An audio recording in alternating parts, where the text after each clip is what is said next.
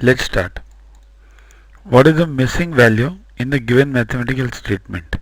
See here, there are two sides to this statement. This is equals to, this is left hand side, this is right hand side. In the left hand side we have 0.35 multiplied by 12. In the right hand side you check it, 0.35 into 3 plus 0.35 into 3 plus 0.35 into we don't know.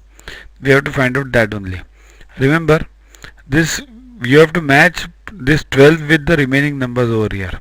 So just check on the right hand side now. What is it? Is the how many plus are there? 1, 2, and how many numbers are there? 0.35 into 3, 0.35 into 3, and 0.35 into we don't know. Now is there any common number? Yes, there is 0.35. Take it common.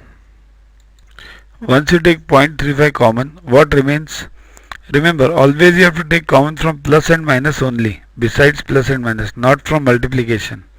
So what remains is 3 plus 3 plus this we don't know. Now what can be this number?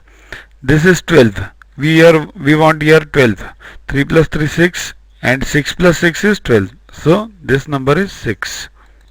This property of taking in common is known as distributive property. Distributive means what? You have distributed 12 in 3, 3 and 6. That's why it's called distributive property.